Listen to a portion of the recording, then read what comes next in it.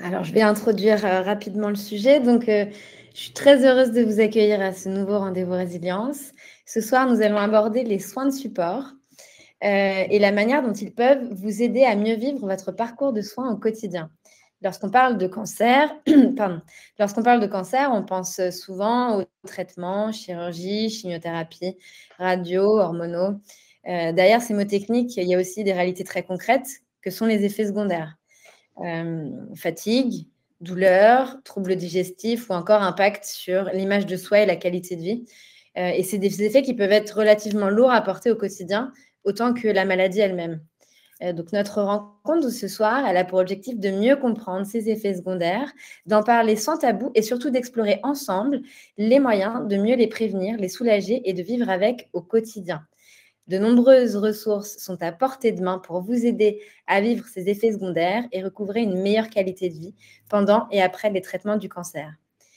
Ces rendez-vous, Résilience, sont l'occasion d'interagir ensemble avec vous, patients et patientes de notre communauté Résilience, afin de permettre d'échanger avec nos experts sur les préoccupations et sujets qui vous animent. Donc, n'hésitez pas à poser vos questions. Je suis Anne-Sophie, responsable de la voix des patients chez Résilience. Je suis moi-même passée par la maladie il y a une douzaine d'années, actuellement en rémission, et ayant rencontré des milliers de patients depuis 12 ans. À mes côtés, j'ai la chance d'accueillir Sandy, qui est une infirmière de coordination au sein de l'équipe Résilience. Son quotidien lui permet d'être au contact des patients télésuivis en oncologie afin d'optimiser leur prise en charge et d'améliorer leur qualité de vie tout au long de leur parcours. Enfin, nous avons également avec nous en coulisses Sarah et Roxane qui vous accompagneront, via le chat et elles répondront par écrit dans le chat. Ce chat, il est situé en bas à droite de votre écran et c'est sur celui-ci que nous vous invitons à poser vos questions. Je les partagerai comme d'habitude au fil de la conversation à Sandy pour qu'on puisse en discuter. Certains ont d'ailleurs envoyé des questions en amont, donc on va démarrer avec ces questions qui nous ont été partagées et puis ensuite nous prendrons les questions du chat. Et dernier point avant de débuter, nous vous prions d'éviter les questions trop spécifiques à votre parcours de soins. Notre approche est volontairement généraliste pour pouvoir répondre à un maximum de patients et de personnes. Sandy ne fait pas partie de votre équipe de soins, elle n'est pas médecin non plus. Elle n'aura pas donc forcément toutes les réponses à vous apporter spécifiques à votre cas. Sandy, je te laisse te présenter et dire quelques mots sur la thématique de ce soir. Merci Anne-Sophie, bonsoir à tous. Donc, je m'appelle Sandy, je suis infirmière de coordination chez Résilience. Je suis infirmière depuis une bonne vingtaine d'années et j'ai eu la chance et l'opportunité de travailler en oncologie depuis 2014. Donc, je partage et j'accompagne le quotidien des patients depuis 2014 en oncologie. Je vais faire un brief rappel de ce que sont les soins de support, puisque pour nous, on sait de ce dont on parle, mais pour tout un chacun, qu'est-ce que c'est qu'un soin de support, en quoi ça fait appel. Donc, en fait, les soins de support ont été implémentés par le plan cancer en 2003.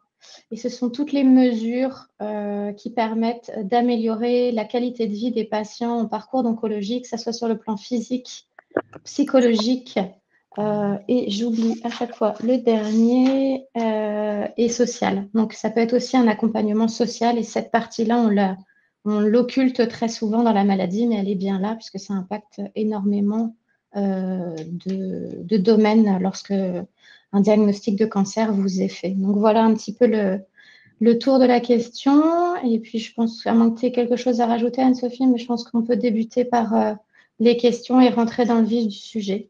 Non, tout à fait, c'est très juste. C'est vraiment, je pense que les soins de support, c'est vraiment prendre le patient dans sa globalité, dans sa vision holistique. Et donc, c'est à la fois le physique, qui est effectivement impacté par les traitements, c'est l'émotionnel, le psychologique, comme tu le disais. Et la dimension sociale, pour moi, c'est vraiment tout ce qui va être de l'ordre de l'accompagnement de l'assistante sociale, des droits des patients, d'adaptation du travail, s'il y a un arrêt maladie ou s'il y a un travail partiel. Enfin voilà, toutes ces adaptations-là, elles peuvent être également accompagnées puisque ce n'est pas seulement les effets secondaires des traitements qui sont traités dans le cadre des soins de support. Donc, si on prend les premières questions qui ont été envoyées par les patients jusqu'ici, on a d'abord En traitement de chimiothérapie, j'ai des nausées qui perdurent pendant 10 jours. Y a-t-il des soins pour les diminuer? Alors, pour savoir, pour les traitements pour pallier aux nausées et aux vomissements pendant la chimiothérapie, vous avez déjà les prescriptions que votre oncologue font avec des traitements bien spécifiques. Si en dehors de la prise de ces traitements, en respectant la prescription, vous avez toujours des nausées, ça ne passe pas malgré plusieurs jours de traitement, il est possible qu'une autre approche vous soit plus bénéfique. Donc, on peut s'attaquer un peu au côté anxiogène des nausées. Donc, ça peut être aborder la sophrologie, la méditation, l'acupuncture aussi, la relaxation, pour essayer un petit peu de diminuer votre anxiété, puisque à partir du moment où on est nauséeux, plus les nausées avancent, plus on devient anxieux d'être nauséeux. Enfin, ça devient un cercle vicieux. Donc, ça peut être une bonne chose d'avoir ces thérapies-là à portée de main et savoir un petit peu désacraliser les nausées. Vous avez aussi des petites astuces de grand-mère, comme je les appelle. Le gingembre et la menthe, c'est vraiment les deux pépites qui peuvent vous aider au quotidien. Et pas forcément dans les 2-3 premiers jours après le traitement, ça peut être tout au long de votre parcours en chimiothérapie. Et un élément hyper intéressant à prendre en compte, c'est l'hyperhydratation. Donc, essayez de boire au moins 2 litres par jour. Et j'entends déjà beaucoup de patients me dire, mais 2 litres, c'est énorme, j'ai du mal à boire. Donc, ça peut être toutes les boissons, du thé, de la tisane, une tasse de café, ça vous fait plaisir, un verre de coca, ça vous fait du plaisir. Et si vous pouvez boire en petite quantité et fréquemment tout au long de votre journée, ça va diminuer vos nausées et ça va vous aider grandement à passer le cap post-injection de la chimiothérapie. Ouais, complètement. Moi, on m'avait parlé enfin, j'avais testé l'acupuncture aussi, qui avait été relativement soulageant, à la fois intra-auriculaire pour, à la fois intra-auriculaire pour l'anxiété et effectivement aussi pour les nausées dans le cadre des traitements. Ça avait permis vraiment d'apaiser le corps pour effectivement être moins en panique quand il y avait des vagues de nausées qui arrivaient. Question suivante. Combien de temps va durer ma chimiothérapie combien de temps va durer ma chimiothérapie? En combien de temps mes cheveux vont-ils repousser? Alors, en général, il est dit, ne sachant pas le traitement sous lequel vous êtes actuellement, sous quel protocole, la généralité dit que les cheveux repoussent 4 à 6 semaines après la fin des traitements. Une petite astuce aussi, à partir du moment où votre traitement est terminé, vous pouvez utiliser de l'huile de ricin sur votre cuir chevelu pour stimuler la repousse des cheveux. Et en général, il y a 2 repousses. Vous allez avoir une première repousse et après, vous allez avoir une deuxième repousse. La deuxième repousse, ce sera vos cheveux d'avant, vos cheveux définitifs, entre guillemets. Yes, c'est vrai que le truc de l'huile de ricin, moi, on m'en avait... c'est quelque chose qu'on peut faire dès le début des traitements, dès la chute des cheveux, où ça peut être plus ou moins douloureux si les patients ont les cheveux longs. Et donc, de venir effectivement masser le cuir chevelu, ça permet un peu d'atténuer les douleurs. Et effectivement, comme tu le dis, c'est quelque chose qui peut être maintenu tout au long des traitements parce qu'un massage de la tête, c'est toujours agréable. Et effectivement, en post-traitement, avec huile d'amande douce ou l'huile de ricin, effectivement, venir masser un peu tous les jours à la base de la tête, le matin ou le soir, effectivement, ça permet une petite accélération, ou en tout cas que les cheveux déjà soient plus tout doux. Et effectivement, on m'avait parlé de cette première, deuxième repousse. Moi, j'ai pas eu... Quand tu dis deuxième repousse, c'est quoi? C'est que tu as la première repousse et qu'ensuite tu dois tout couper pour qu'ils reviennent à nouveau? Qu'est-ce que tu entends par là? En fait, la première repousse, ça va être la première repousse après la fin des traitements, qui va être un cheveu un petit peu comme un cheveu de bébé, assez doux, assez dufteux, assez, excusez-moi le terme, mais comme un petit poussin. Et après, vous allez avoir la repousse définitive du cheveu qui va avoir vraiment sa texture d'avant et vous aurez moins cet aspect un petit peu dufteux sur le cuir chevelu. Ok. Mais ça ne veut pas forcément dire, parce que je sais qu'il y a plusieurs écoles, entre guillemets. Certains médecins ou professionnels de santé vont recommander de faire vraiment une nouvelle tonte avant de laisser vraiment cette deuxième pousse.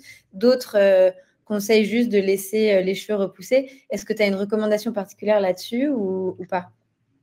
Je pense que la seule recommandation que je peux faire, c'est qu'est-ce que vous supportez en vous regardant dans le miroir. C'est vous et votre image corporelle.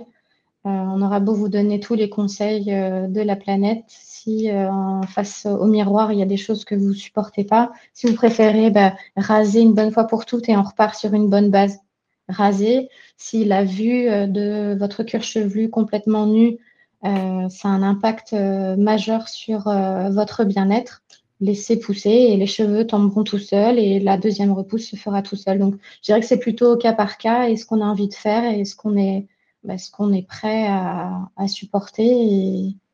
Et voilà. Donc, là-dessus, je suis complètement d'accord avec toi. Si on s'attarde un peu sur le sujet de déjà la perte des cheveux est quand même assez complexe pour les hommes comme pour les femmes. Le sujet de la repousse l'est tout autant parce que il y a aussi des mythes comme quoi les cheveux peuvent repousser bouclés alors qu'ils étaient lisses avant et vice-versa. Encore une fois, c'est très propre à chacun. Comme pour les traitements, on va vivre chacun les choses différemment. Donc, c'est vraiment d'écouter son corps et de voir comment les choses se passent. Et puis, après, effectivement, vos cheveux vont repousser. Ça repousse pas aussi rapidement que ce qu'on aimerait.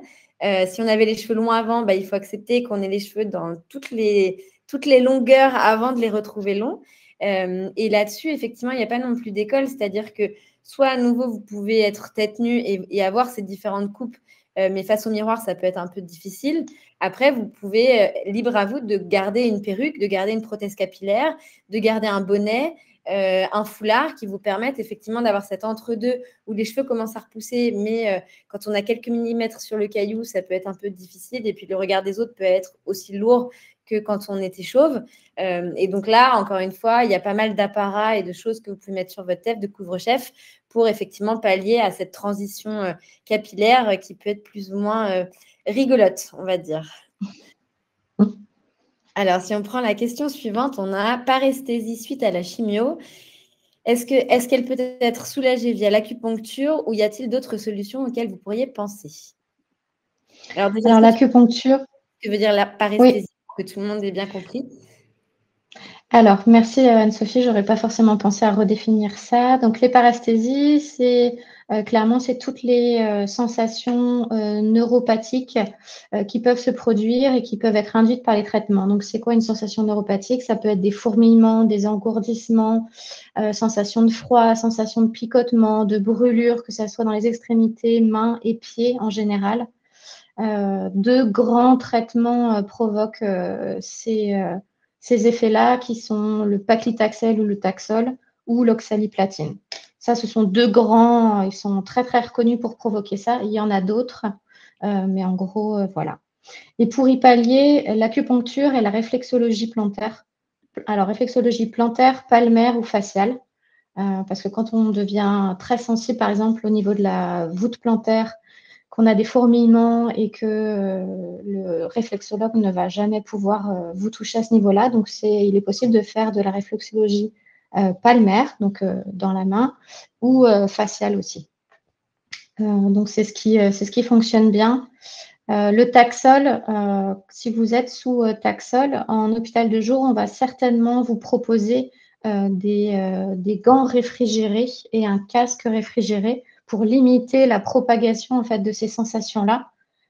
Clairement, c'est comme une action mécanique. Le fait de mettre les gants réfrigérés, le froid va bloquer la circulation du produit jusqu'à vos extrémités. Donc, c'est comme ça qu'on arrête un petit peu les effets secondaires du Taxol. Si les effets secondaires deviennent vraiment très impactants, du style vous avez du mal à boutonner une chemise, à écrire, à tenir un stylo, ou le fait de prendre votre yaourt à la sortie du frigo, vous lâchez limite le yaourt parce que ça vous fait trop mal. Le fait de diminuer la dose de Taxol peut atténuer ces sensations-là. Donc, c'est à revoir avec votre oncologue. Ça ne change en rien le bénéfice et l'impact du traitement sur votre cancer. le fait de changer la dose ne changera pas. L'important, c'est que vous fassiez tout votre protocole plutôt que d'avoir des neuropathies tellement invalidantes qu'on va être obligé d'arrêter le protocole. Ce n'est pas l'objectif du jeu. Donc, effectivement, en fait, ce que tu dis, c'est qu'il y a des possibilités de pouvoir pallier à ces symptômes-là. Après, j'imagine que de toute manière, il ne faut pas hésiter à en parler à son équipe de soins, à faire remonter ces symptômes. Voilà, comme tout symptôme, plus vous en parlez à votre équipe de soins et plus ils seront à même de vous proposer des solutions. Alors, médicamenteuses, certes, mais souvent au sein de votre centre de soins. Aujourd'hui, c'est une obligation légale que les centres de lutte contre le cancer proposent au moins un soin de support aux patients qu'ils accompagnent. Et donc, il est possible aussi, en parlant à votre équipe de soins, qu'ils puissent vous dire, il y a par exemple une socio-esthéticienne, parce qu'on parlait des cheveux tout à l'heure, parce qu'il y a des kinés qui peuvent vous accompagner sur le sujet. Parce que, est-ce que par exemple, voilà, c'est une question aussi un peu naïve, mais selon toi, Sandy, est-ce qu'effectivement, sur ces problématiques de neuropathie, de paresthésie, est-ce que le kiné peut aussi aider en donnant des exercices pour gérer tout ça, ou est-ce que c'est vraiment casque réfrigérant et puis les autres solutions que tu as proposées? Ça peut être l'exercice physique est toujours bon à prendre puisque ça va mobiliser les articulations, mobiliser les mains, les pieds et ça va ramener le flux nerveux et le flux circulatoire là où en fait le produit de chimiothérapie a un peu impacté. Donc au contraire, c'est très bénéfique. Je rebondis sur le commentaire de Françoise qui dit qu'on lui a donné, enfin l'algologue lui a prescrit des patchs de capsaïcine. Et je voudrais revenir sur une chose que je n'ai pas mentionnée. Les paresthésies sont gradées en différents niveaux. Vous avez le grade 1, le grade 2, le grade 3 et le grade 4. Et en fait, elles sont gradées en fonction de l'impact qu'elles vont avoir sur vos actes de la vie quotidienne. Donc, plus elles sont impactantes, plus il va falloir développer des mesures et notamment, par exemple, des patchs de capsaïcine. Donc ça, c'est plutôt pour des paresthésies grade 2, voire grade 3, je pense, lorsqu'il faut l'intervention d'un algologue, donc un médecin de la douleur. Je pense que c'est plus un grade 3. Voilà. Donc, effectivement, si on fait remonter les symptômes à l'équipe de soins, ils seront à même de grader, comme tu dis, puisque j'imagine qu'un patient lui-même ne peut pas grader de grade 1, 2 ou 3 les paresthésies, les neuropathies qu'il traverse. Donc, effectivement, plus on fait remonter les symptômes aux soignants, et plus eux seront à même de nous orienter, de nous guider vers des professionnels qui peuvent nous accompagner sur ces douleurs. Ce que peut faire chaque patient, c'est vraiment observer à partir du moment où son protocole commence, vraiment observer de semaine en semaine s'il y a une évolution du symptôme, s'il y a des gestes de la vie quotidienne qui étaient très faciles avant, qui deviennent très challengeants. Pour reprendre l'exemple du yaourt qui sort du frigo, tenir un stylo, boutonner une chemise, faire ses lacets, des gestes de précision où l'appréhension est difficile. Pareil pour tout ce qui va être marche. Si vous commencez à trébucher ou si vous sentez de moins en moins vos orteils ou si vous avez l'impression d'avoir des pieds assez lourds dans vos chaussures et que chaque pas demande, voilà. Donc ça, c'est vraiment à vous de faire remonter et de surveiller l'évolution des symptômes et de le signaler à votre équipe de soins qui pourra réadapter les mesures à prendre en charge. Ok, super, très clair. Alors, en question annexe qui avait été aussi posée en amont de ce rendez-vous, on avait où trouver des renseignements fiables sur les compléments alimentaires permettant d'atténuer les effets du traitement sans contre-indication. Ça, c'est effectivement une question qui revient souvent, la notion de complément alimentaire. Voilà, est-ce que tu peux nous en dire un peu plus? Donc, pour rappel, les compléments alimentaires, ça peut se trouver sous différentes formes. Ça peut être des boissons, ça peut être des barres de céréales, ça peut être des crèmes, ça peut être de la poudre enrichie que vous rajoutez dans des smoothies, de la soupe, tout ce genre de produits-là. Et ils sont en général pour rééquilibrer la nutrition et l'apport calorique des patients qui sont sous traitement anticancéreux puisque on en parlait au tout début de notre échange, les nausées peuvent être très impactantes, mais il y a aussi une perte d'appétit, vous pouvez avoir la perte de goût, vous pouvez avoir une gêne au niveau des odeurs qui peuvent, vous rentrez dans la cuisine et hop, vous en ressortez parce que c'est pas possible. Mais il faut quand même garder un apport calorique suffisant pour ne pas perdre de poids, ne pas s'affaiblir, parce qu'après, ça devient un cercle vicieux et c'est de plus en plus difficile de soutenir son protocole. Donc, auprès de qui on peut se procurer ces compléments nutritionnels? En général, c'est prescrit par un médecin, mais vous pouvez les trouver aussi auprès de votre pharmacien. Et pour avoir des renseignements fiables, je recommande toujours d'être accompagné par un ou une diététicienne qui pourront vous donner des conseils sur comment les prendre, quand les prendre, combien en prendre par jour pour vous accompagner au mieux. Et en général, ils peuvent aussi vous accompagner en termes d'astuces nutritionnelles à mettre dans votre quotidien, puisqu'on recommande très fortement de fractionner ses repas, c'est-à-dire qu'au lieu de prendre 3 repas par jour classiquement, on va vous demander par exemple de prendre 4 à 6 collations par jour, espacées de 2-3 heures pour plusieurs raisons. Pour éviter la surcharge au niveau gastrique, donc les nausées sont moins importantes, pour éviter tout ce qui va être hypersensibilité aux odeurs, etc.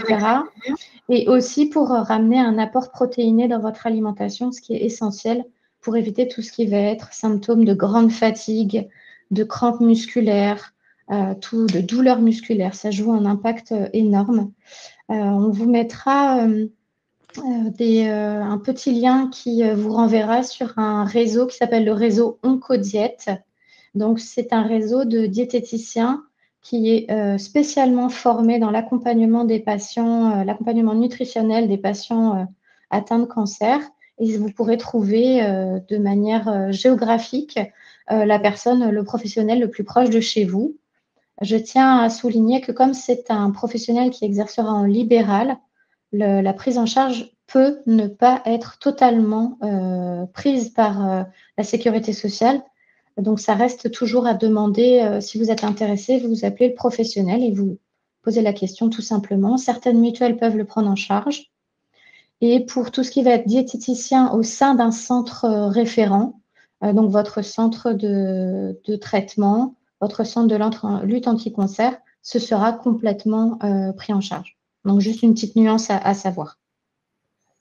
Oui, tout à fait. C'est vrai que on ne l'a pas forcément en tête de prime abord, mais effectivement, le diététicien, le bien manger fait partie des piliers des soins de support. C'est vraiment une dimension importante parce que ça impacte forcément votre santé et votre bien-être au quotidien. Comme le disait Sandy, dans les effets secondaires des traitements, il y a effectivement, on peut avoir ce goût métallique dans la bouche qui vient changer nos goûts. On peut avoir la nausée, c'est-à-dire que voilà, notre odorat va être décuplé, on va être beaucoup plus sensible aux odeurs.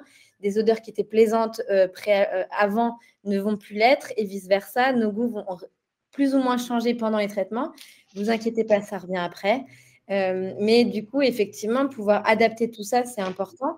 Le faire remonter, encore une fois, le faire remonter à votre équipe de soins pour qu'ils en soient conscients.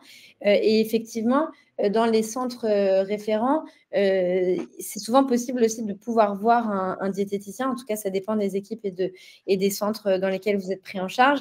Mais effectivement, n'hésitez pas à poser la question et à vous renseigner. Après, il y a des réseaux associatifs aussi, comme par exemple l'AFSOS, qui est la Société francophone des soins de support en oncologie, qui peut être aussi une redoutable alliée, puisqu'ils ont aussi une carte qui vous permet carte géographique, qui, selon là où vous vous trouvez, peut vous permettre aussi d'identifier des praticiens qui puissent effectivement vous accompagner sur ces problématiques. Voilà, donc il y a quand même plusieurs ressources et ressources qu'on a pu vous citer avec Sandy et que de toute manière, on vous repartagera par la suite dans le mail qui suivra ce rendez-vous. Mais voilà, sachez que vous n'êtes pas tout seul face à ces problématiques. Dans les questions qu'il y avait eu, qu'on avait reçues, il y avait également l'impact de la chimiothérapie sur l'audition et sa réversibilité. Est-ce que tu pourrais nous en dire un peu plus, Sandy ? Oui, je reviens juste sur le point d'avant. J'ai oublié de préciser que la Ligue contre le cancer peut prévoir des accompagnements avec des diététiciens formés. Et certaines ligues contre le cancer, j'ai eu la chance de participer à des ateliers culinaires qui sont organisés avec un chef étoilé et une diététicienne. Ce n'est pas tous les comités de la Ligue, Mais voilà, ça peut être un petit plus. Et je rebondis juste avant de revenir sur la toxicité auditive. Je rebondis juste sur une question d'Arnaud qui mentionnait… Ouh là là, je suis remontée trop vite dans le chat. Pardon. Qui mentionnait le fait d'un apport vitaminique peut être considéré comme un complément alimentaire. Alors, moi, je suis favorable à l'apport vitaminique, mais je vous recommande toujours de demander l'avis de votre oncologue, puisque certaines vitamines peuvent interagir avec votre protocole. Il faut rester très prudent. Donc, seul votre oncologue pourra vous donner le feu vert, savoir si vous pouvez prendre de la vitamine D, de la vitamine C, etc. Et quel type et quel laboratoire. Donc, voilà, je vous rebascule vraiment vers votre oncologue. Revenons à la question de la toxicité auditive que certains produits de chimiothérapie peuvent produire. Donc, c'est une toxicité, pareil, c'est comme les paresthésies, donc les fourmillements. Il faut être très vigilant et en parler de plus en plus avec son oncologue dès le départ. À partir du moment où vous commencez à trouver qu'il y a un changement dans votre audition, les bruits sont plus lointains, vous entendez plus votre époux, votre épouse, vous lui faites répéter, voilà, ce genre de petites nuances qui au départ, on se dit « oh, c'est pas grave, c'est juste momentané ». Je vous invite fortement à le verbaliser auprès de votre équipe médicale, à le partager pour éventuellement faire un audiogramme. Donc, c'est un test qui va mesurer votre capacité auditive. En général, quand un traitement de chimiothérapie est connu et reconnu pour pouvoir impacter la capacité auditive, en général, il est fait un audiogramme en amont du début des traitements. Ce n'est pas systématique, mais ça peut être recommandé. Comme ça fait un examen de référence et on sait si la capacité auditive après est impactée ou pas. On a un moyen de comparaison. Mais dès que vous notez que voilà, ça peut commencer par des acouphènes, ça peut commencer par l'impression d'être comme dans du coton. On vous parle et voilà. Je vous invite à en parler avec votre oncologue pour réévaluer la dose du traitement. C'est comme les paresthésies. La dose du traitement peut atténuer cet effet-là et voir si vraiment la perte auditive est significative. Ça peut peut-être dire qu'il faudrait éventuellement revoir le protocole. Donc, vous êtes vraiment acteur de la collecte un petit peu de vos symptômes. Et c'est vraiment vous qui devez mentionner ce qui vous arrive. Même si vous voulez tenir un petit carnet de symptômes, vous mettez une petite date. Ce jour, j'ai eu ça. Et voilà, ça vous permet un petit peu d'évaluer un petit peu l'impact des traitements sur vos sens, vos capacités auditives. Et voilà. Ouais, je pense que c'est un très bon conseil parce que déjà sur une des autres questions, tu citais aussi cette notion de pouvoir noter, de garder un peu un œil sur les symptômes et comment ils ont progressé dans le temps. Je trouve que c'est un bon conseil à avoir parce qu'on a aussi cette dimension des fois en effet secondaire d'esprit un peu brumeux et d'avoir un peu des difficultés de mémoire, que ce soit de la mémoire instantanée comme de la mémoire voilà, à court terme. Et du coup, le fait effectivement de noter et de garder un œil sur les symptômes principaux et récurrents qu'on peut avoir, ça peut permettre effectivement entre deux chimios ou entre deux hospitalisations de pouvoir être à même, lors de l'entretien avec l'oncologue et l'équipe soignante, de bien faire remonter et de bien exprimer, voilà, en fait, j'ai tel symptôme qui est remonté quand même de manière assez croissante. Je l'ai fait remonter dans mon questionnaire résilience parce qu'il y a aussi ça. Avec la télésurveillance, ça permet aux patients de faire remonter tout un tas de symptômes. Donc, toi, en tant qu'infirmière, tu vois aussi la progression des symptômes, mais effectivement, de pouvoir aussi avoir un œil et de permettre de remonter ça à l'équipe soignante à l'hôpital, c'est aussi assez clé, je pense, dans la gestion de tout ça. Et ça permet aussi aux praticiens que le patient verrait, qui ne soit pas de l'équipe soignante directe, mais par exemple, tu parlais d'un diététicien, on a parlé aussi d'acupuncteurs, de différents praticiens, de pouvoir aussi être à même de leur expliquer les symptômes et la progression qui a été vécue. Pour la question suivante, on avait une question plus autour des symptômes physiques avec comment soulager les douleurs musculaires et articulaires dues au traitement de chimiothérapie. Alors, il est Juste une première question. Donc, comme je ne sais pas le type de protocole qui est inclus dans cette question-là, je vais essayer de faire une réponse générale, mais je pense que ça ne va peut-être pas convenir à la personne qui a posé cette question-là.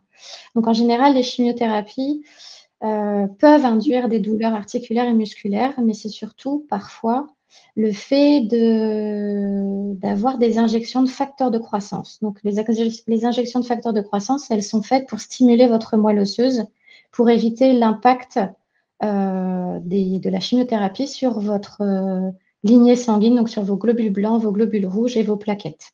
Si une chimiothérapie est reconnue pour avoir ce type d'impact, on va forcément vous prescrire des injections de facteurs de croissance. Et ces injections-là sont reconnues pour hyperstimuler la moelle osseuse qui se trouve dans tous les os du corps humain. Et clairement, passez-moi l'expression, mais vous avez l'impression qu'on vous a roulé dessus avec un rouleau à pâtisserie. Et pendant les premiers jours, c'est franchement désagréable. Donc, ça peut être ces douleurs-là auxquelles vous pouvez faire référence. Dans ces cas-là, je vous conseillerais de bien vous hydrater, 2 litres par jour, prendre du paracétamol, 1 gramme jusqu'à 3 fois par jour. Tout dépend de votre poids. Si vous avez un poids inférieur à 50 kg, la posologie est différente. Et de marcher, de faire de l'exercice doux.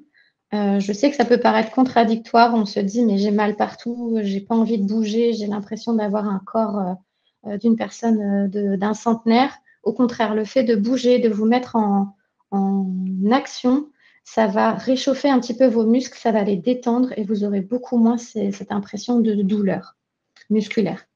Et après, nous avons les douleurs, les mêmes types, douleurs articulaires et musculaires qui, elles, sont secondaires à l'hormonothérapie. Et là, c'est un effet secondaire attendu des traitements d'hormonothérapie. Donc, c'est vraiment à surveiller. Toujours surveiller ces symptômes, toujours surveiller l'évolution et la majoration de ces symptômes. Le fait de faire de l'activité physique, donc si vous pouvez marcher quotidiennement, si par exemple faire du vélo, c'est envisageable pour vous, faire du yoga, vous voyez en fonction de ce qu'il est possible de faire, en fonction de vos capacités, de votre capacité physique, capacité respiratoire et de votre motivation aussi, puisqu'il y a des jours avec et des jours sans. Le fait de faire de l'exercice, ça va grandement améliorer vos douleurs articulaires et musculaires, tout comme le fait de majorer ses apports hydriques. En fait, ça va réhydrater, ça va nettoyer un petit peu tout votre système. Il existe certaines, pas de thérapies alternatives, mais certains aliments que vous pouvez prendre éventuellement. Il y a un gros sujet sur le curcuma qui serait un anti-inflammatoire. Je n'ai pas trouvé de ressources médicales fiables pour vous les transmettre. Donc, je ne peux pas vous conseiller de faire ça, mais c'est une des possibilités. Donc, il y a des régimes alimentaires qui sont spécifiques un petit peu en termes d'anti-inflammatoires. Donc, je vous laisserai le creuser le sujet un petit peu plus avec votre oncologue. Mais voilà, l'hormonothérapie est reconnue pour provoquer énormément de douleurs articulaires et musculaires. Donc, c'est la question de Karen qui pose est-ce que le corps s'habitue à l'hormonothérapie? J'aurais tendance à dire que oui. Est-ce que c'est le corps qui s'habitue ou est-ce que c'est votre psyché qui s'habitue à un seuil de la douleur qui, à force d'avoir plusieurs semaines, vous vous êtes confronté à cette douleur un petit peu constante? Finalement, on s'y habitue. C'est comme avoir un caillou dans sa chaussure. Et que vous ne pouvez pas l'enlever tout de suite parce que, voilà, au final, on finit par s'habituer au caillou dans la chaussure. Donc, voilà, c'est peut-être à voir. C'est très clair. Tu parlais d'activité physique. C'est vrai que l'activité physique adaptée, c'est aussi l'un des piliers des soins de support.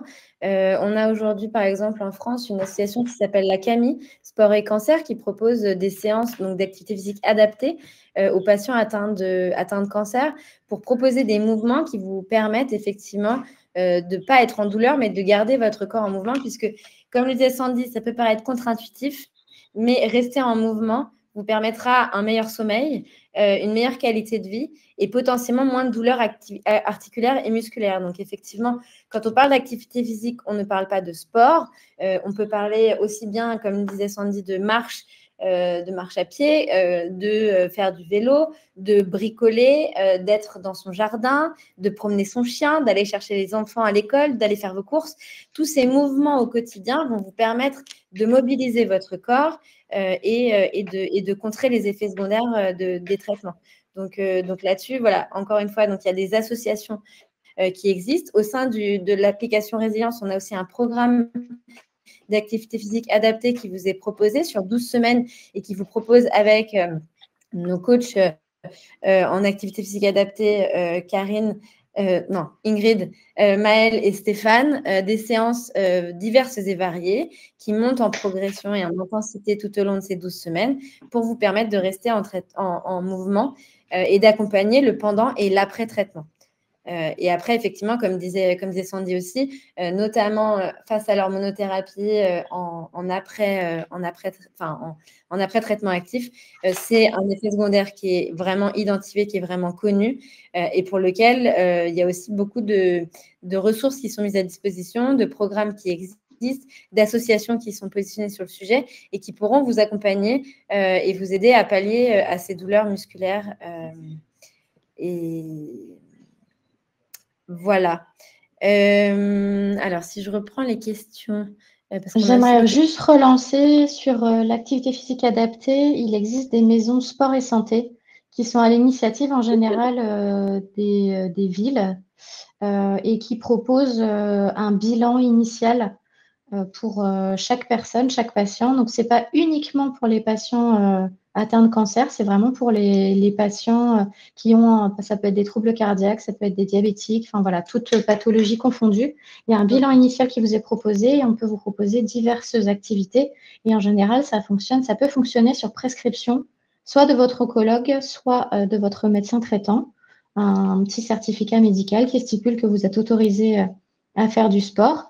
Et vous pouvez trouver toutes les maisons sport et santé. Elles sont recensées sur un site.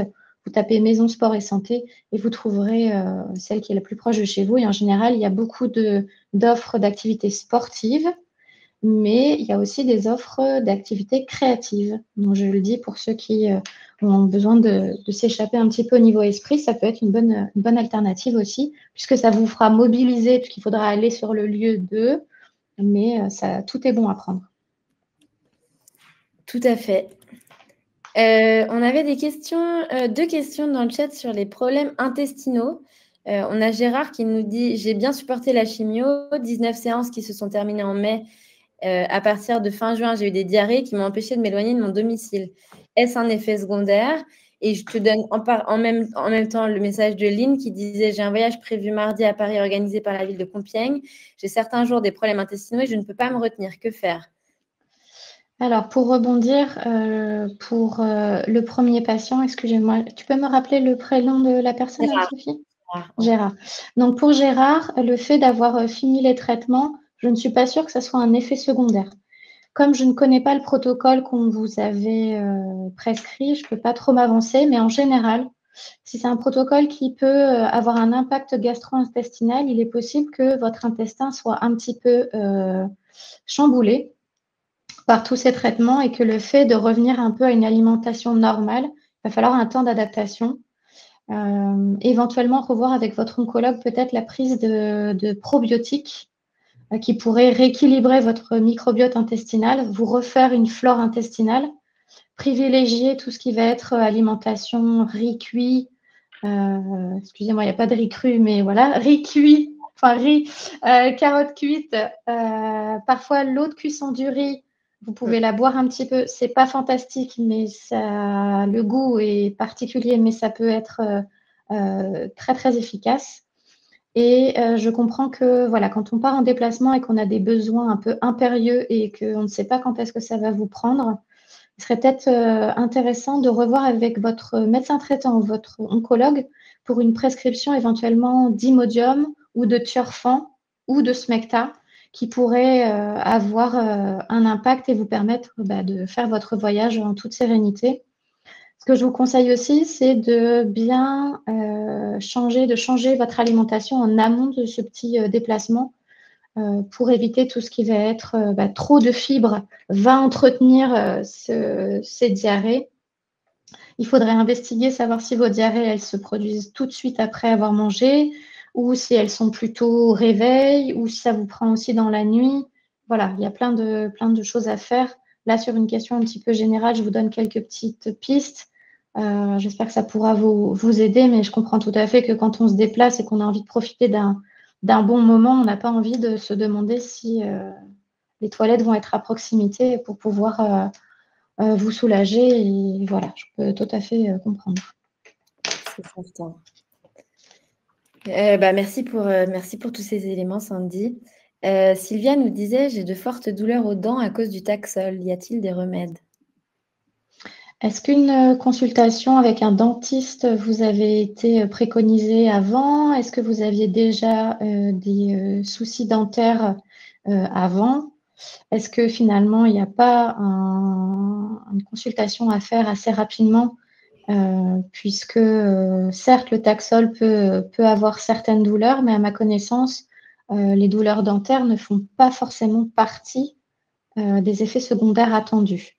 Après, la liste est non exhaustive pour tous les traitements. On peut en découvrir tous les jours.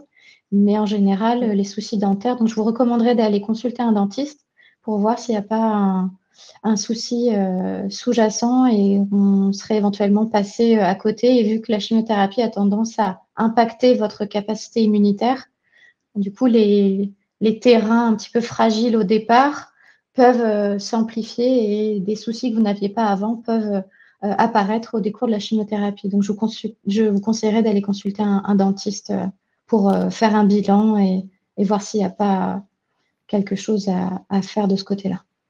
Oui, tout à fait. Enfin, c'est effectivement quelque chose qu'on n'a pas, qu'on comprend pas forcément au départ des traitements, mais c'est vrai que, comme tu le dis, en fait, la chimio va impacter, la chimio notamment va impacter nos défenses immunitaires, et donc c'est pour ça souvent qu'on dit, bah, une fois les injections passées, restez plutôt à votre domicile, protégez-vous, sortez pas forcément parce que un petit rhume peut vite prendre des proportions importantes, tout comme une petite plaie va pouvoir s'infecter beaucoup plus rapidement.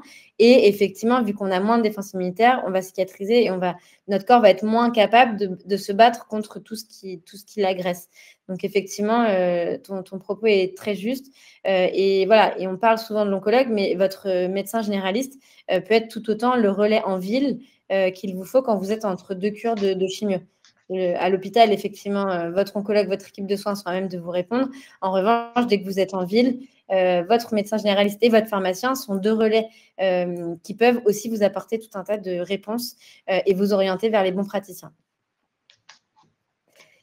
On a Sandrine qui nous demandait que pouvons-nous faire pour augmenter la production de globules blancs? Alors, de manière chimique, ça va être des injections, donc les injections de facteurs de croissance dont je parlais tout à l'heure. Donc ça, c'est sur prescription de votre oncologue uniquement. Et l'injection se fait par une infirmière à domicile. Et après, je ne connais pas d'aliments magiques qui puissent stimuler la production de globules blancs, globules rouges ou plaquettes. Ça, malheureusement, on n'en a pas encore découvert. Ça serait peut-être dans le futur, l'alimentation du futur. Mais ouais. Ouais, on est d'accord. On aimerait bien avoir une baguette magique pour pouvoir gérer ces fameux neutrophiles, ces fameux globules blancs qui, quand ils chutent trop, peuvent provoquer une aplasie et potentiellement nous demander de retourner à l'hôpital entre deux cures de chimio.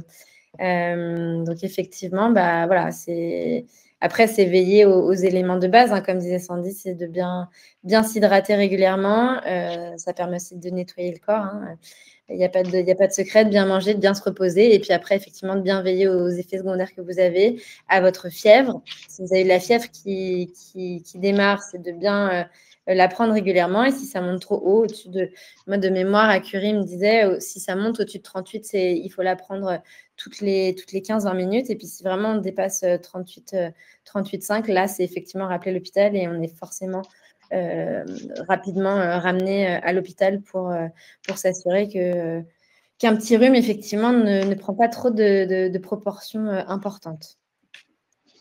Je vois deux remarques de Janine et Christiane sur l'homéopathie. C'est un très bon point. L'homéopathie est assez décriée. J'ai eu la chance de rencontrer un grand homéopathe, le docteur Bagot, qui était situé à Strasbourg, qui a un hôpital de soins de support et de médecine intégrative à Strasbourg. Et il est formé en homéopathie et en cancer. Donc, il recommande énormément de traitements. L'homéopathie est un petit peu décriée par certains professionnels en oncologie. Donc voilà, c'est un petit peu en fonction du praticien. Je vous invite fortement à revoir ça avec votre oncologue, puisque j'ai eu la chance de rencontrer des patients qui avaient été sous traitement homéopathique, que ce soit pour gérer les nausées, gérer l'anxiété par rapport aux nausées, que ce soit géré pour les douleurs articulaires, et ils en étaient ravis. Mais voilà, donc ça reste, il faut surtout trouver un bon praticien, il faut en référer à son oncologue, savoir si votre oncologue est d'accord de partir sur cette optique-là et cette médecine-là. Tout le monde n'est pas encore ouvert à ce changement de pensée, entre guillemets, et de prise en charge. Je vois en parallèle de ce que tu expliques, les questions et les remarques dans le chat. On a aussi la question de Katia qui dit: j'ai des croûtes de sang dans mes narines depuis le début de mon traitement et c'est un effet secondaire. Est-ce que tu aurais… Les croûtes de sang font référence à une sécheresse de la muqueuse nasale. En fait, toutes les chimiothérapies provoquent des sécheresses des muqueuses. Donc, ça peut être des sécheresses oculaires, sécheresse de la muqueuse nasale, sécheresse de la muqueuse buccale, sécheresse vaginale. Ça peut être la sécheresse aussi de la peau, basiquement. Et pour les croûtes de sang, je vous recommanderais, s'il est possible pour vous, de les nettoyer. Et si vous avez de la vaseline à la maison, vous mettez un petit peu de vaseline, ça va nourrir votre muqueuse nasale et ça va éviter ces croûtes de sang. Et pour les nettoyer, vous pouvez prendre du sérum physiologique si vous avez à la maison. Si vous n'avez pas, l'eau du robinet fera très bien l'affaire. Mais voilà, donc c'est vraiment un symptôme de sécheresse nasale et c'est attendu avec les traitements de chimiothérapie. Et je renforce encore mon message sur le fait de bien vous hydrater, finalement de l'intérieur aussi, ça pourra pallier à ça, et vous hydrater de l'extérieur avec une crème si c'est la sécheresse cutanée, si c'est la sécheresse de la muqueuse nasale, de la vaseline peut très bien faire l'affaire. Tout à fait. Alors, je vois le temps passer, il nous reste encore quelques questions et vous êtes très réactifs dans le chat, ça fait plaisir. Donc, on va d'abord prendre le message de Karen qui nous dit: peut-on parler de l'impact sur le psychisme, s'il vous plaît, car je vis sous hormonothérapie et les collègues et la famille ne comprennent pas le mal-être. Alors, quand vous parlez de mal-être, je suppose que vous parlez certainement du mal-être physique avec les effets secondaires de votre traitement, mais aussi le mal-être que vous avez, que vous ressentez certainement par rapport à l'impact de votre maladie sur votre quotidien. C'est pas toujours évident pour l'entourage de comprendre ce que vous traversez. Malheureusement, on ne peut pas changer les gens. Vous aurez beau essayer de verbaliser vos craintes, vos peurs, votre mal-être. Si en face, l'interlocuteur n'est pas prêt à entendre, ne veut pas entendre, parce qu'il existe des personnes qui ne veulent pas entendre, puisque ça fait aussi appel à son propre parcours, ça fait effet miroir. Et parfois, on n'est pas en capacité d'entendre ça. Et parfois, on se trouve aussi démuni. Et le fait d'être démuni, de ne pas avoir de réponse à apporter à son ami, à son épouse, à sa sœur, à sa nièce, ça nous renvoie un sentiment d'impuissance. Et ça peut être très désagréable à vivre. Et donc, on ferme un petit peu la porte là-dessus. Je vous conseillerais de vous orienter vers des interlocuteurs, on va dire, neutres. Donc, ça peut être une psychologue, enfin un ou une psychologue que vous pouvez rencontrer soit par le biais de la Ligue contre le cancer qui a une ligne d'écoute, une ligne verte que vous pouvez appeler. Donc, vous pouvez avoir un premier entretien au téléphone. Soit vous pouvez utiliser la démarche, il me semble que c'est un Premier ministre, je ne sais plus lequel, parce qu'on en change beaucoup, qui avait lancé cette initiative qui s'appelle Mon Parcours Psy. Donc, en fait, c'est l'initiative, c'est la sécurité sociale qui finance à hauteur, il me semble, de 30 ou 40 euros la séance. Il faut que le professionnel soit enregistré, agréé, et vous pouvez le trouver, vous pouvez le géolocaliser. Donc, en fait, vous allez sur le site internet monparcourspsy.fr FR, je crois. Et vous pouvez trouver de manière en vous géolocalisant, pardon, le professionnel le plus proche de vous, et vous pouvez contacter les professionnels et trouver un interlocuteur de choix, puisque ça serait quand même bénéfique pour vous de verbaliser votre mal-être et de ne pas vivre au quotidien avec ça. Je pense que vous avez assez à gérer entre les symptômes de la maladie, le diagnostic, l'impact que ça a au quotidien. Je vous invite fortement à verbaliser tout ce que vous traversez. Et si ce n'est pas auprès de votre famille et vos amis, trouvez un autre interlocuteur et pensez à votre bien-être d'abord. Je reviens sur certaines questions qui étaient dans le chat.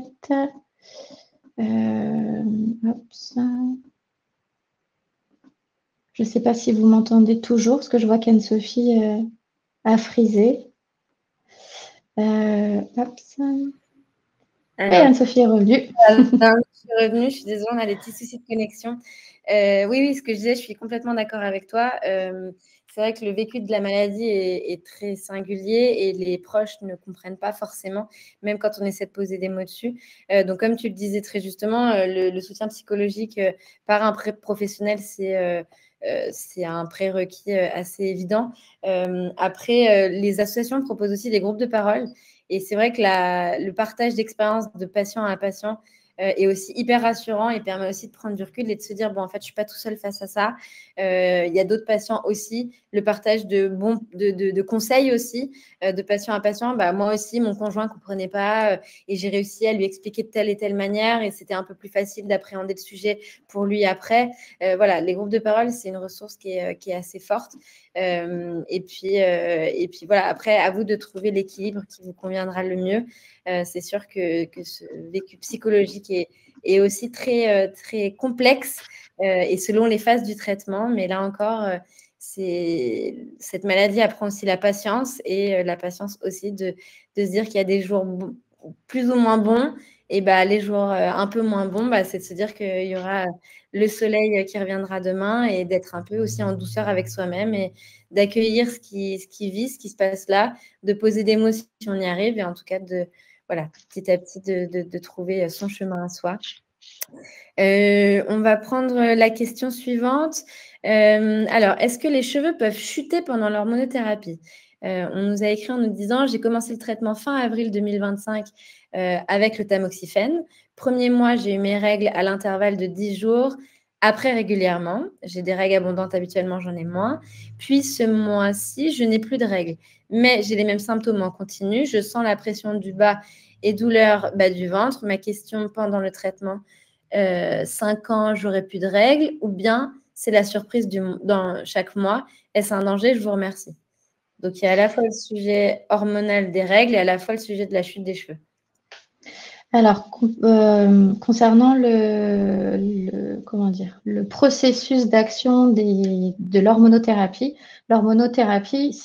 son nom est un petit peu contre-intuitif, puisque ce n'est pas un traitement hormonal, c'est un traitement anti-hormonal qui va en fait bloquer votre cycle hormonal pour éviter la production des hormones qui peuvent favoriser la production de cellules cancéreuses. Donc, le but d'une hormonothérapie, c'est de bloquer votre cycle hormonal et en gros de créer une ménopause artificielle. Donc, dans les premiers mois, il est possible que vous ayez encore vos règles et je pense que c'est cela que vous expérimentez actuellement. C'est un petit peu aléatoire, mais en général, l'hormonothérapie, le tamoxifène en l'occurrence, va bloquer votre cycle et vous devriez avoir très peu de cycle hormonal, donc très peu de règles. En ce qui concerne ce qu'on appelle le syndrome prémenstruel, donc ces douleurs du bas-ventre, douleurs des ovaires, parfois un petit peu un gonflement utérin, un changement d'humeur, la poitrine qui peut être un peu douloureuse, c'est ce qu'on appelle le syndrome prémenstruel. Ces symptômes-là, normalement, sont censés passer avec l'hormonothérapie. Mais voilà, il faut un certain temps avant que finalement le corps reconnaisse qu'il n'y a plus de production d'hormones, donc il n'y a plus la réaction en chaîne qui déclenche finalement le cycle hormonal et les règles. Et concernant l'alopécie, donc la chute des cheveux sous hormonothérapie, c'est à revoir avec l'oncologue, puisque à ma connaissance, ce n'est pas forcément le cas, mais je préfère que vous revoyiez avec votre oncologue pour être sûr qu'il n'y ait pas un déficit peut-être en vitamines ou en autre chose qui impacte finalement votre pilosité capillaire. Oui, tout à fait. Et en parlant de ce sujet-là, on a aussi une question de Catherine qui nous dit « Quels sont les effets secondaires de l'Herceptin vu qu'il est administré avec le Taxol, on ne sait pas qui fait quoi, entre guillemets. » Donc, l'Herceptin, c'est ce qu'on appelle donc c'est pas tout à fait une chimiothérapie, c'est un anticorps monoclonal. Et en fait, tout anticorps, quand il est injecté ou ingéré, bref, quand on vous l'injecte dans l'organisme, c'est perçu comme un corps étranger. Donc, en fait, on peut faire des réactions allergiques. Donc, toute réaction allergique, ça peut être éruption cutanée, ça peut être difficulté respiratoire, ça peut être, par exemple, conjonctivite. Ce genre de choses-là sont à surveiller. C'est un effet attendu de l'Herceptin.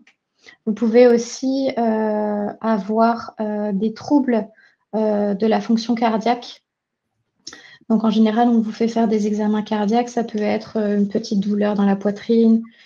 Ça peut être plus vous faites de l'effort et plus vous êtes gêné. Donc, ça reste à surveiller et à mentionner à votre oncologue. Donc, ça, ce sont les deux principaux effets secondaires attendus. Et une grande fatigue. C'est ça qui est prépondérant en fait avec l'Herceptin, mais il faut vraiment garder la notion de anticorps monoclonal, donc réaction allergique de l'organisme, et donc ça peut se manifester de différentes, ça peut être des démangeaisons subites et vous n'arrivez pas à vous en passer, et, voilà. Donc ça peut être plutôt ce genre de traitement-là. Ok, très clair. On avait une question sur la santé sexuelle. Qu'est-ce qu'on peut prendre pour stimuler la libido? Alors, j'aurais tendance à... Je ne sais pas si vous êtes déjà sous traitement. Je suppose que si vous me posez cette question-là, c'est que vous devez déjà être sous hormonothérapie, donc éventuellement sécheresse vaginale. Et donc, ça peut provoquer aussi une baisse de la libido et des rapports un petit peu douloureux. Donc, en général, j'aurais tendance à vous orienter selon votre symptôme. Si c'est une sécheresse vaginale, je vous orienterai vers des gels lubrifiants pour favoriser les rapports sexuels. Je vous orienterai aussi vers des mesures, comment dire, des gestes un peu plus, des préliminaires un peu plus longues, plus affectueuses, qui fait que le temps que votre organisme s'auto-lubrifie, puisque c'est un processus physiologique de s'auto-lubrifier pour préparer au rapport sexuel. Donc ça peut être ça. Après, pour stimuler la libido, ça peut être, il y a énormément de livres qu'on pourra vous renseigner, vous donner les titres. Ça peut être redémarrer une nouvelle routine avec votre partenaire, prendre plus le temps, parler vraiment de ce qui vous impacte, partager des moments de tendresse. Ça peut être faire des massages avec des huiles massantes, vous octroyer vraiment un moment à deux, un rendez-vous, vraiment un rendez-vous galant avec votre partenaire pour vraiment réinitier les choses, parce qu'il y a certes l'impact physique, mais il y a aussi l'impact psychologique, le fait que pendant des mois, on n'a peut-être pas eu envie de l'acte sexuel, on n'a pas eu envie du corps de l'autre, on n'a pas eu envie que son corps se retrouve nu. Enfin voilà, il y a tout un contexte à prendre en compte. Et je vous recommanderais aussi de consulter certains centres d'oncologie ont des sexologues, des oncologues sexologues qui sont spécialisés dans l'accompagnement, puisqu'il y a encore quelques années, c'était un sujet très tabou. Le cancer et la sexualité, comment on osait avoir des rapports sexuels en ayant un cancer. Et non, ça fait partie de la vie, ça fait partie d'un besoin, d'une envie, besoin d'affection, besoin de s'exprimer aussi par son corps. Et donc, le fait de rencontrer un sexologue, vous pourriez aussi développer d'autres techniques et mettre vraiment des mots et des actions en place pour finalement vous reconnecter à votre sexualité qui est tout à fait normal et physiologique. Exactement, c'est souvent un sujet qu'on met de côté, mais on est tous des êtres humains avec des besoins, des désirs. La libido peut effectivement être un peu en berne pendant les traitements. Il faut aussi prendre en compte le fait que les traitements ont des effets secondaires et qu'il y a des effets secondaires physiques. Donc, ça ne vient pas de vous, c'est potentiellement qu'effectivement, comme disait Sandy, une sécheresse vaginale ou une difficulté érectile pour les hommes sont autant d'effets secondaires liés à vos traitements et donc pas liés à vous. Et donc, là encore, voilà, c'est être patient, pouvoir en parler à votre équipe soignante, en parler avec votre partenaire également pour pouvoir poser des mots, appréhender votre intimité autrement. Voilà, et puis pourquoi pas effectivement le sexothérapeute qui puisse vous accompagner sur ces sujets-là. Il y a plein de ressources qui existent. Là encore, par les associations de patients aussi, vous pourrez trouver plein d'informations. La Ligue contre le cancer, on a parlé aussi Rose Up aussi qui a son magazine Rose. C'est un sujet qui revient régulièrement. Sur leur site, il y a aussi plein de ressources. Voilà, n'hésitez pas, encore une fois, à regarder votre tissu associatif local pour voir quelles sont les ressources proches de chez vous. Sur Internet, vous trouverez aussi énormément de choses.